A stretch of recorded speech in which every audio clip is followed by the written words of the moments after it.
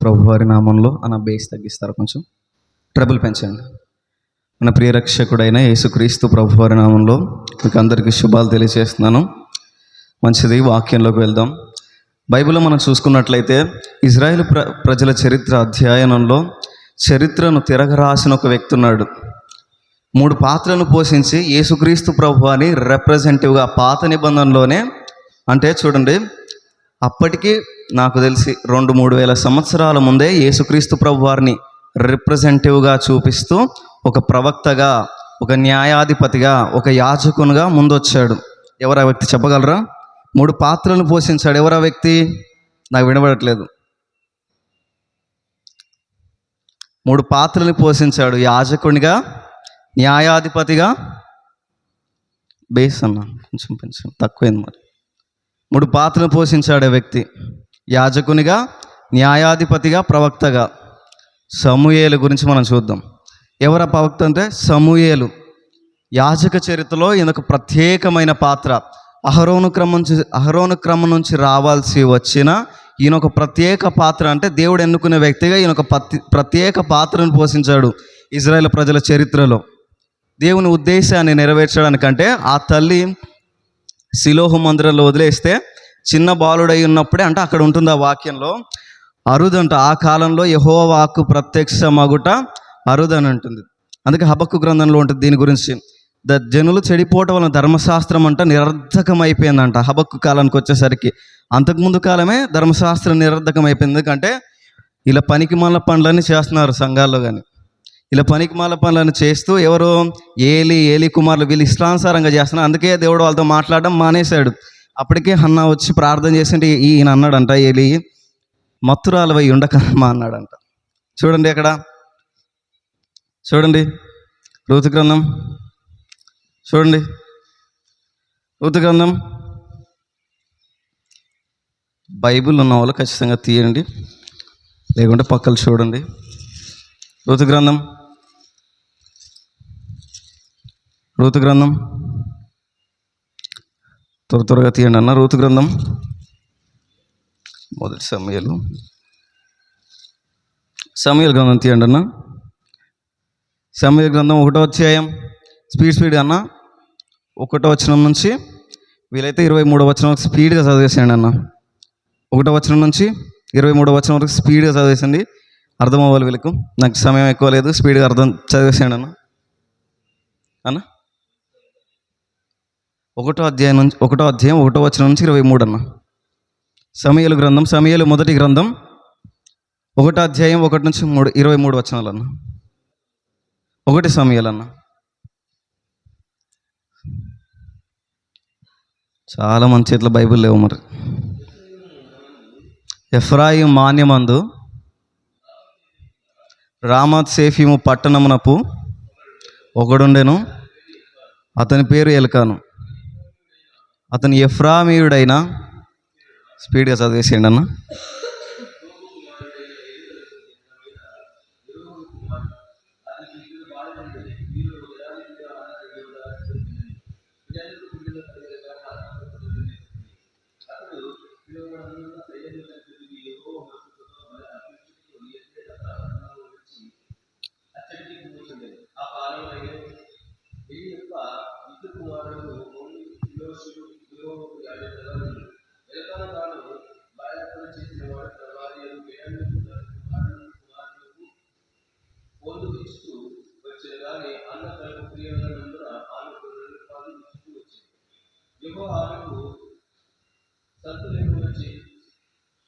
సంతు లేకుండా చేశాను.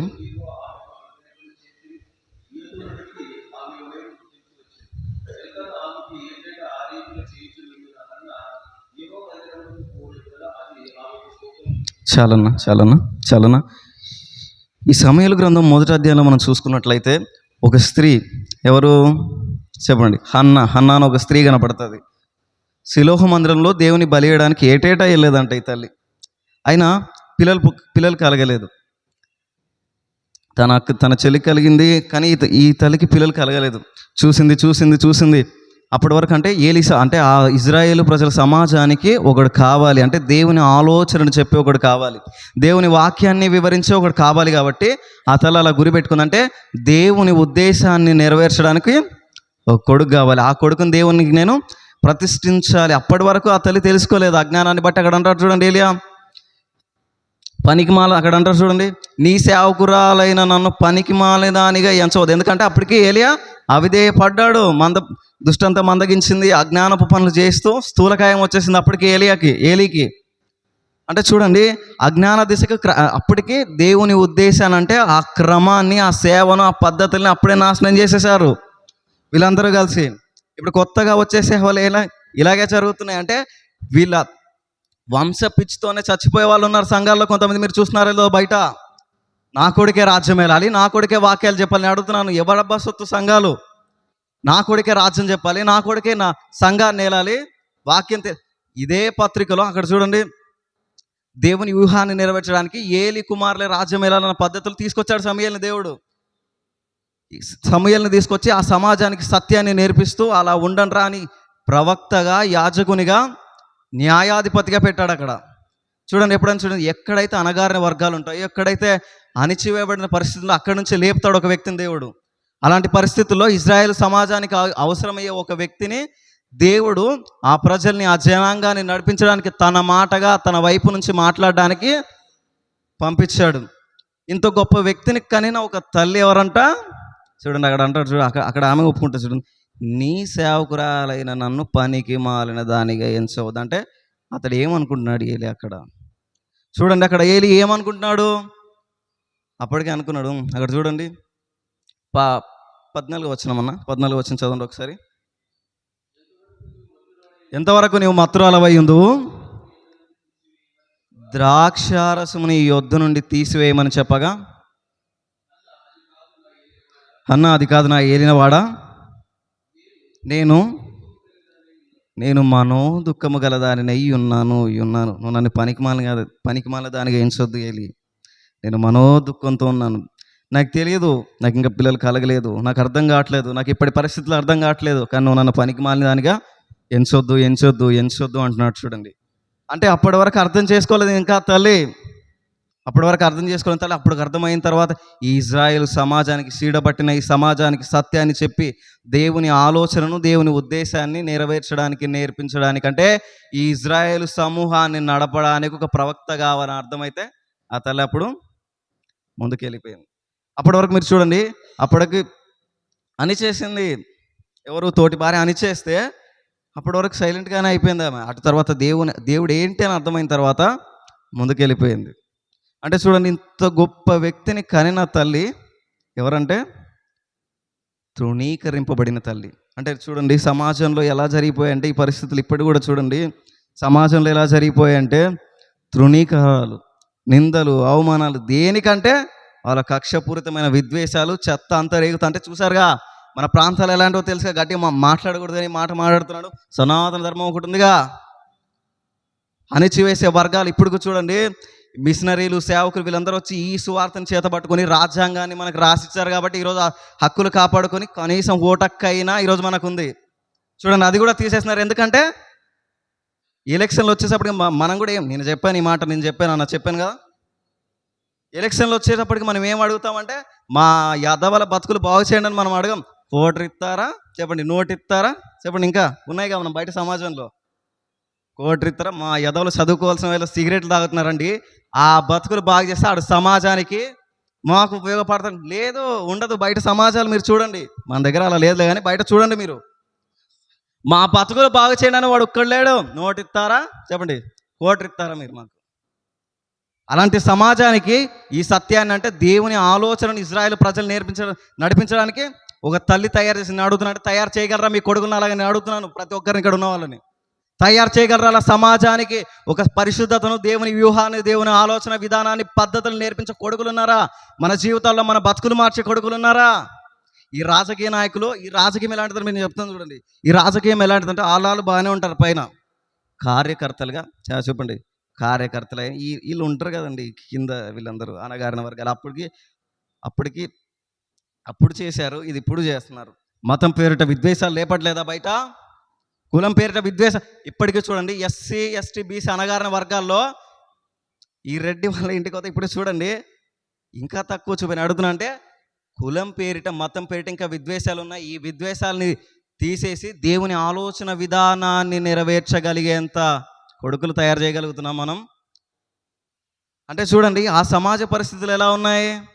అని చేసింది ఆ తల్లిని, దేవుడు ఏంటో అర్థమైన తర్వాత అణిగింది ఆ తల్లి. ఒక ప్రవక్తను, ఇజ్రాయేలీలనే నడిపించే ఒక ప్రవక్తను ఆ తల్లి తీసుకొచ్చేసింది. దేవుని ఆలోచన విధానాన్ని నెరవేర్చినట్టు గుర్తెట్టుకో. దేవుడు హెచ్చించాలి అని అంటే మన ప్రవర్తన బాలేకుంటే దేవుడు ఎందుకు హెచ్చిస్తాడు? దేవునికి ఇష్టానుసారంగా నడిచే ఈ భక్తిలో, దేవుని ఉద్దేశాన్ని నెరవేర్చే ఈ పరిస్థితుల్లో చెప్పండి, దేవునికి ఇష్టానుసారంగా సంఘాల్లో కూడా ఉండాలి. సంఘాల్లో మాత్రమే కాదు, వ్యక్తిగతంగానైనా. ఈడు ఏంట్రా అంటే చూడండి, కొన్ని సాక్ష్యాలు కొన్ని సంఘాల్లో ఉంటాయి. ఏంట్రా ఈడంటే ఈడు బాగానే వస్తాడు చర్చికి, బాగానే మందిరానికి ఉంటాడు, బాగానే పనులు చేస్తాడు. బయట చూస్తే ఈడు సాక్ష్యం ఏంట్రా అంటే ఈడంట చెప్పండి సిగరెట్ తాగుతాడంట. నేను అడుగుతున్నా అంటే దేనికి సంఘంలో ఇదా సాక్ష్యం? అంటే చూడండి ఆ ఎఫ్ఎస్సి ప్రాంతాల్లో నాశనం అయిపోయిన సమాజం నాశనం అయిపోయిన ఆ సమాజానికంటే పౌలు గారు వెళ్ళారు ఆ ప్రాంతానికి సువార్తకి. వెలుగురేఖగా ఉదయించిన క్రీస్తు సువార్తను బట్టి ఆ ప్రాంతానికి వెళ్ళి ఈ సువార్తను ప్రకటిస్తే అక్కడంట యవనస్తులు అంటే బాగుపడ్డారంట. నేను అడుగుతున్నా అంటే అలా చెప్పే సేవకులు మన సంఘాల్లో ఉన్నారా? నేను అడుగుతున్నా అంటే చూడండి, అలా చెప్పే సేవకులు మన సంఘాల్లో ఉంటే మన బతుకులు ఎందుకు బాగుపడవని నేను అడుగుతున్నా మీ సమాజాన్ని అందరినీ. దేవుని వ్యూహాన్ని, ఆలోచన విధానాల్ని, పద్ధతులు నెరవేర్చే సేవకులు మన జీవితాల్లో ఉన్నారా? మనల్ని అర్థం చేసుకునే సేవకులు, వాక్యంగా చెప్పే సేవకులు అడుగుతున్నాను. నేను మళ్ళీ అడుగుతున్నాను చూడండి ఎఫెసీలకు రాసిన పత్రిక. పిల్లల్ని ఎలా పెంచుతున్నాను అడుగుతున్నాను.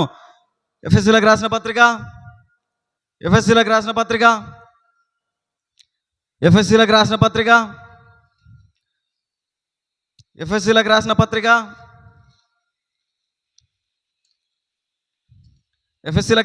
6వ అధ్యాయం మొదటి వచనం నుంచి చదవండి అన్న. పిల్లలారా, ప్రభువునందు మీ తల్లిదండ్రులకు విధేయులై ఉండుడి, ఇది ధర్మమే. నీకు మేలు కలుగునట్టు నీ తండ్రిని నీ తల్లిని సన్మానింపుము, అప్పుడు నీవు భూమి మీద దీర్ఘాయుష్మంతుడు వగుదు. ఇది వాగ్దానంతో కూడిన ఆజ్ఞ మొదటియే. తల్లిదండ్రులారా, మీ పిల్లలకు కోపం రేపక ప్రభు శిక్షలోను బోధలోను వారిని పెంచండి అంటున్నాడు. చూడండి పిల్లలారా, ప్రభువునందు మీ తల్లిదండ్రులకు విధేయులై. నేను అడుగుతున్నా అంటే చిన్నప్పటి నుంచి పద్ధతులు పెంచే పిల్లలు ఎలా ఉంటారు చూడండి. తల్లిదండ్రులకు లోబడతారా అంటే నువ్వు వెళ్ళిపో, మా పనులు మేము ఇష్టానుసారంగా మేము చెత్తాచెదారం అని చేసుకుంటాం, తర్వాత వచ్చి మీరు మా బతుకులు చెడి చచ్చిన తర్వాత వచ్చి రాండి, అప్పుడు మా శవాన్ని తీసుకెళ్ళి అంటారు.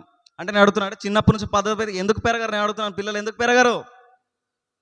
సమాజం ఇప్పటికీ నాశనం అయిపోయింది. ఎఫ్ఎస్సి ప్రాంతం ఎలాంటిది అనుకున్నారు?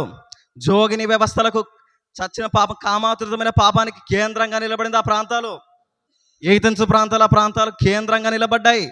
పాపానికి, తొత్తు బానిసత్వానికి అంటే ఆ విగ్రహారాధనకి కేంద్రాలుగా నిలబడ్డ ఈ ప్రాంతానికి వెళ్ళి లోబడినరా తల్లిదండ్రులకు లోబడినరా, మీ పిల్లల కోపం రేపకంత తల్లులారా అని చెప్తున్నాడు. చూడండి అంటే నేను అడుగుతున్నా అంటే సమాజంలో చూడండి మీరు పరిస్థితులు ఎలా ఉన్నాయో. బయట మన క్రైస్తవ సమాజంలో తక్కువైనా క్రైస్తవ సమాజాల్లో కూడా మీరు చూడండి అంటే పేరుకే ఇన్ఫ్లుయెన్సర్లు. మీరు ఇన్స్టాగ్రామ్లో వాటిల్లో చూడండి, ఇన్స్టాగ్రామ్లో సోషల్ మీడియాలో కొన్ని 100 ఫోటోలు ఉంటాయండి ఆడపిల్లలు కూడా. నేను అడుగుతాను దేనికి 100 ఫోటోలు ఉంటాయి. 100 ఫోటోలు వీళ్ళు ఎక్స్పోజింగ్ చేసుకుంటారు. నేను అడుగుతున్నా అంటే క్రిస్టియానిటీ అంటే ఎక్స్పోజింగ్ అనుకుంటున్నారా? చాలామంది మీరు చూడండి సంఘాల్లో కూడా ఎలాంటి, నేను అడుగుతున్నా అంటే చక్కగా డ్రెస్ చేసుకుని కూడా రావాలి సంఘాల్లో, అంటే లోకానుసారమైన చెత్త అనుకుంటున్నారు చాలామంది బయట. దయచేసి అర్థం చేసుకోండి, మీకు కాదు, సోషల్ మీడియా వెళ్తుంది కాబట్టి బయటకు వెళ్ళి మాట్లాడాలి ఇవన్నీ. కాబట్టి ఈ సమాజం ఎలా అయిపోయిందంటే వీళ్ళు ఎక్స్పోజింగ్, వీళ్ళ చెత్త చెదారానికి 100 ఫోటోలు ఉన్నాయంటే వీళ్ళ సోషల్ మీడియాలో. దేనికి నేను అడుగుతున్నాను? ఐడెంటిఫికేషన్ సరే, మరి దేనికి మిగతా ఫోటోలు?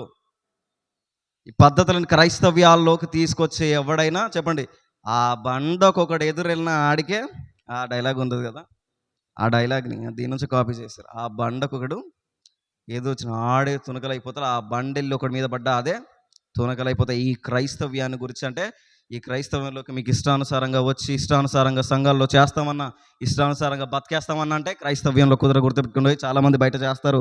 క్రైస్తవ్యంలోకి వచ్చి మేము ఇష్టానుసారంగా చేస్తామంటే కుదరదు. దేవుని భయం తెలియాలంటే చూడండి, చచ్చిపోయారు ఎవరు? హనన్య సఫీరా చచ్చిపోయలేదా? చిన్న అబద్ధం కాదా? అంత ప్రభావం జరుగుతున్న పరిచయం ఇది అంతకాలం గుర్తుపెట్టుకోండి. దేవుని రక్షణ గురించి ప్రబలే సమయం ఇదంతా గుర్తుపెట్టుకోండి. మీరు యంగర్ జనరేషన్గా సత్యాన్ని సమాజానికి సత్యాన్ని బోధించడానికి మీరు నిలబడాలి. ఆ రోజు ఎవరు అన్నా నిలబడింది దేవుని వ్యూహాన్ని అర్థం చేసుకొని దేవుని కోసం పిల్లల్ని పెంచాలన్న ఒక ఉద్దేశంతో అన్న రోజు నిలబడి నేను అడుగుతున్నాను, అలాంటి బిడ్డల్ని తయారు చేయగలరా మీరు? అలాంటి తల్లులు మీరు ఒప్పుకొని సమాజం కోసం సత్యం కోసం మీరు నిలబడగలరా? చూడండి, ఒక పద్ధతి సమాజం మనకు నేర్పుతుంది. ఏంటంటే సనాతన ధర్మం నేర్పుతుంది. అప్పటి వరకు మీరు చూస్తున్నారో లేదో ఇంకా ఆ వివక్ష ఉంది. ఆడతల్లుల మీద, చిన్న బిడ్డల మీద ఆ వివక్ష ఇంకా ఉంది. ఎందుకు లేదండి? ఎందుకు ఉందంటే రాజ్యాలు వెళ్తున్నాం. అప్పటికెప్పుడు రోమా ప్రాంతాలు మొదటి శతాబ్ద పరిస్థితుల్లో యాజకత్వం మీన్స్ రాజకీయం రెండు ఒకటై సమాజాన్ని నాశనం చేయడానికి తయారైపోయాయి. ఇవన్నీ సమాజానికి నాశనం చేయడానికి తయారైపోయిన పరిస్థితుల్లో యేసుక్రీస్తు ప్రభువారు పుట్టి చరిత్రను అంటే చూడండి దాన్ని ఏమంటారు, లోక మర్యాదను తిరగరాసి చరిత్రకారుడిని యేసుక్రీస్తు ప్రభువారు చరిత్రలో లిఖితమైన ఒక రాజ్యాంగాన్ని అంటే చూడండి బైబిల్ నుంచే కాపీ చేశారు. గట్టి మాడితే బైబిల్ నుంచే కాపీ చేశారు రాజ్యాంగాన్ని కూడా. అంటే చూడండి, ఈ బైబిల్ దేవుడు మనకి ఏం నేర్పుతాడంటే సత్యం కోసం అణగారిన వర్గాల కోసం నిలబడ్డాన్ని నేర్పుతుంది. ఈ బైబిల్ మనకి ఏం నేర్పుతుందంటే అణగారిన వర్గాల కోసం దేవుని వ్యూహాన్ని ఆలోచన విధానాన్ని నెరవేర్చడానికి ఒక సామాన్యులని ఎన్నుకుంటా. నేను అడుగుతున్నా అంటే అసామాన్యులు మీరే అవ్వచ్చు. దేవుని వ్యూహాన్ని నెరవేర్చడం మళ్ళీ చెప్తున్నాను, అసామాన్యులు మీరే ఉండొచ్చు. చాలాని పిలిచాడు, మనుషులను బట్టి చాలాగా నేను చేస్తాను, రా వచ్చేసే అన్నాడు దేవుడు. రాగలుగుతున్నామా అంటే బైబిలే మాకు తెలియదు అన్న, ఏడొస్తామన్నా అంటారా? అడుగుతున్నా అంటే చూడండి, దేవుడు అంటే ఏంటి అని అర్థమైందో మీకు? మళ్ళీ చెప్తున్నాను, దేవుడు అంటే ఏంటి అని జస్ట్ అర్థం అవ్వాలి, ఇంక అంతే. వెళ్ళిపోతాను నేను సేవకు అంటారు మీరు.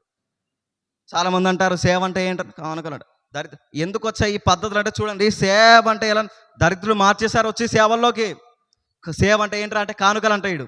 సేవ అంటే ఏంట్రా అంటే మేము ఇంత వస్తే వస్తాను, నీ అబ్బ సొత్తా అని అడుగుతున్నాను. సోషల్ మీడియా చూసి ఎవడైనా మీ అబ్బ సొత్తా సువార్త నేను అడుగుతున్నాను, ఎవడు సంపాదించి పెట్టాడు, ఎవడిచ్చి పెట్టాడు మీకు సువార్తను? ఇంత ఇస్తే వస్తామన్నా, అంత ఇస్తావు. నేను అడుగుతున్నాను, ఈ సువార్తకు అపోస్తలు, ప్రవక్తలు, మిషనరీ ఎంత శ్రమ పడితే ఈ బైబిల్ మీ దగ్గర వచ్చిందంటే ఒక వ్యక్తి అండి వాళ్ళ జీవితాలని త్యాగం చేశారు. మీరు చూడండి, అంటే ఇక్కడ ఇండెక్స్కు ముందు బైబిల్ ఆవిర్భావం అని ఉంటుంది, అక్కడ చదవండి మీరు వీలైతే. కొందరు కొన్ని జీవితాలు త్యాగాలు చేసి ట్రాన్స్లేట్ చేసి జీవితాలే అలా ఆవిరైపోయి, కొందరు జీవితాలు ట్రాన్స్లేషన్కి ఆవిరైపోయి. అడుగుతున్నా అంటే ఈ సువార్తను తెచ్చి ఎవరికి అమ్ముతున్నావు అని అడుగుతున్నాను. ప్రతి ఒక్కరిని, అక్కడ ఉన్న ప్రతి ఒక్కరిని అడుగుతున్నాను, ఎవరికి అమ్ముతున్నారు? చూడండి మళ్ళీ చెప్తున్నాను, అణగారిన వర్గాలుగా మనం ఉన్న పరిస్థితుల్లో దేవుడు మాట్లాడుతున్నాం అన్నమాట. లేపుతాడు, మంటి దిబ్బల నుండి సింహాసనానికి ఎత్తడానికి దేవుడు మనతో కూడా ఉన్నాడనే విశ్వాసంతో, స్థిర విశ్వాసంతో ముందుకు నడవాలి. ఆ స్థిర విశ్వాసంతోనే ఆ రోజు సమాధి దగ్గరికి ఎవరెవరు వెళ్ళారు? సమాధి దగ్గరికి యేసుక్రీస్తు ఖాళీగా ఉన్న సమాధి దగ్గరికి ఎవరెవరు వెళ్ళారు? మీరు నాకు చెప్పాలి, చెప్తేనే ముందుకు వెళ్తాను. ఇప్పుడు ఖాళీ ఉన్న సమాధి దగ్గరికి ఎవరు వెళ్ళారు? అశోకన్న, ఖాళీగా ఉన్న సమాధి దగ్గరికి ఎవరు వెళ్ళారు? మగ్దలేనా మరియా, ఇంకో మరి ఉన్నారు, ఎలిజబెత్, రూత్ అమ్మగారు వెళ్ళారా? సర్లే, ఏముందిలే, మనకు అర్థం కాదు, ఎందుకంటే మనకు తెలియదు బైబిల్ పెద్ద కదా, పర్లేదులే. అలాంటి అణగారిన వర్గాల గురించి దేవుని ఉద్దేశం మొదట వాళ్ళే సువార్త తీసుకొచ్చారు. అపోస్తలకైనా మొదట వాళ్ళే సువార్తను తీసుకొచ్చారు. మొదట అపోస్తలకైనా వాళ్ళే సువార్తను తీసుకొచ్చారు. అలాంటి సమాజంలో ఉమెన్ డామినేటెడ్ సొసైటీ అది. స్త్రీలు అంటే కనీస గౌరవం లేదా ఆ సొసైటీకి, ఆ సామాజిక పరిస్థితులకి, రాజకీయ పరిస్థితులకి, రాజకీయ ఒత్తిళ్ళకి.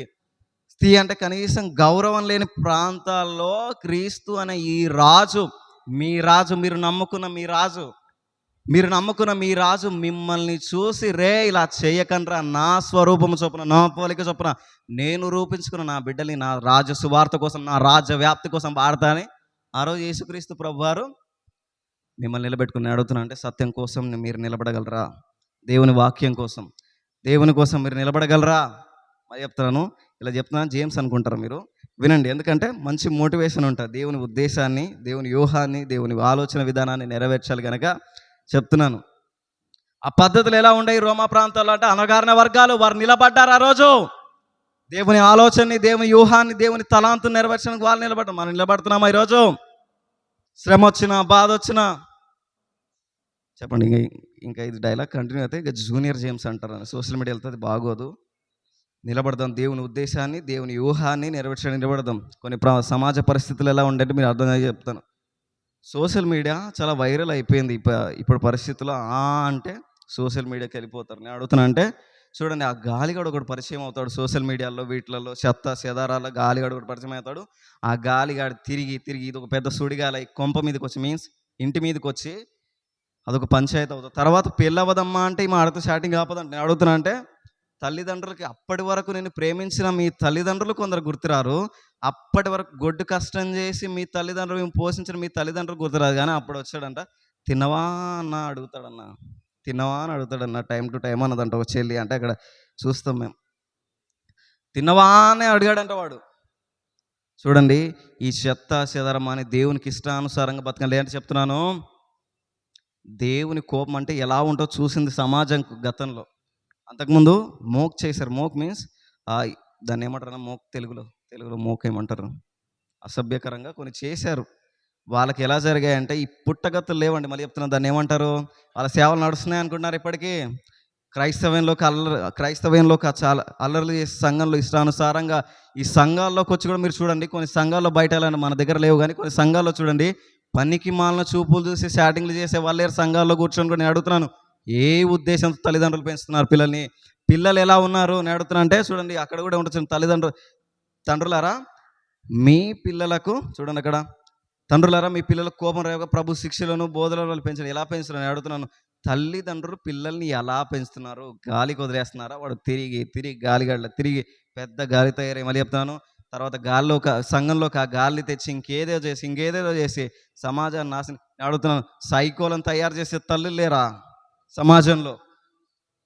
చూడండి, ఆ వాక్య విలువల్ని పద్ధతుల్ని నేర్చుకుంటే సమాజాన్ని రూపుదిద్దే ఒక యవ్వనుడు మీ కుటుంబాల్లోకి నిలబడతాడు. నేను అడుగుతున్నా అంటే చూడండి, సమాజాన్ని రూపుదిద్దడానికి ఒక అడుగు మీరే ముందయ్యాలి కదా. అలాంటిది మనమే క్రైస్తవులుగా మనమే వెనకం చేస్తే ఇంకేంటి చెప్పండి. కాబట్టి దేవునికి ఇష్టానుసారంగా నడిచే ఈ నడకల్లో మళ్ళీ చెప్తున్నాను, ఆశీర్వాదాలు మాత్రమే ఉండవు, డిడిన్లు ఉంటాయి, గుర్తుపెట్టుకోండి. క్రైస్తవ్యంలో ఆశీర్వాదం అని పరిగెట్టారు. క్రైస్తవం అంటే ఆశీర్వాదం అనుకుంటారా మీరు? ఒక దగ్గర ఉంటుంది, నాకు రెఫరెన్స్ ఐడియా లేదు కానీ, ఈ కాలం మట్టుకైతే నీ యందు నిరీక్షింపబడిన వారమైతే మనుషులందరికంటే మేము దౌర్భాగ్యులం అంటాడు పౌలు గారు. ఈ క్రైస్తవం అంటే ఎలాంటిదంటే చూడండి, సమాజం అన్న పోతుంది, సమాజం ముఖం మీద ఉమ్మేసిన పోతుంది. ఈ క్రైస్తవం ఎలాంటిదంటే చూడండి, అణగారిన వర్గాల దగ్గరికి దేవుడు వస్తాడు. ఈ క్రైస్తవం ఎలాంటిదంటే చూడండి, మనిషిని చంపేసే పరిస్థితిలో కూడా దేవుని ఆలోచన కత్తితో మాత్రమే కాదురా, ప్రేమతో కూడా జయించవచ్చు ఒక మనిషిని అనే మానవత్వాన్ని ఈ క్రైస్తవం నేర్పిస్తుంది. గుర్తుపెట్టుకోండి, ఆ దేవుని ఆలోచన విధానాన్ని నెరవేర్చగలిగే అంత స్టాండర్డ్ మనలో ఉండాలి. అడుగుతున్నా, ఈ యవనస్తులు నేను సవాల్ చేస్తున్నాను, యంగర్స్ లేరు మరి, బ్రదర్స్ మరి ఎక్కడ వెళ్ళారు మరి అడుగుతున్నా అంటే, సమాజం గుర్తుపెట్టుకోండి, తీసుకురండి మందిరాల్లోకి, తీసుకురండి దేవుని ఆలోచన చెప్పండి, ఇలా ఉంటుందిరా సమాజం, దేవుడు మనకి ఇలాంటి ఆజ్ఞలు ఇచ్చాడరా, దేవునికి ఇష్టానుసారంగా బ్రతికి ఎలా ఉంటాయిరా మన బ్రతుకులు. నేను అడుగుతున్నా అంటే చూడండి, ఒక్కసారి దేవునికి ఇష్టానుసారంగా అడుగుతున్నాను, ఇన్ని మీకు అర్థమైన కాకపోతే కొన్ని లోతుకెళ్ళాలి సబ్జెక్టు వాస్తవానికి, ఇన్ని మీకు అర్థమైన కాకపోయినా అడుగుతున్నాను, దేవునికి ఇష్టానుసారం ఒక్కసారి సోషల్ మీడియాలో చూస్తున్న ఎవరైనా దేవునికి ఇష్టానుసారం ఒక్కసారి బతికి చూడండి, ఆ బతికేంటో దేవుడు చూపిస్తాడు, ఆ బతికేంటో దాని వైరాగ్యం ఏంటో దేవుడు చూపిస్తాడు. దేవునికి మహిమ కలుగును గాక. ఈ సమయం నాకు అనుగ్రహించిన అన్నయ్యలందరికీ, అక్కలందరికీ నా హృదయపూర్వక వందనాలు చెల్లిస్తూ సెలవు తీసుకుంటున్నానన్నా. సమయం క్షమించండి అన్న, మీరు అడిగిన దానికంటే ఎక్కువ తీసుకున్నాను. థ్యాంక్స్.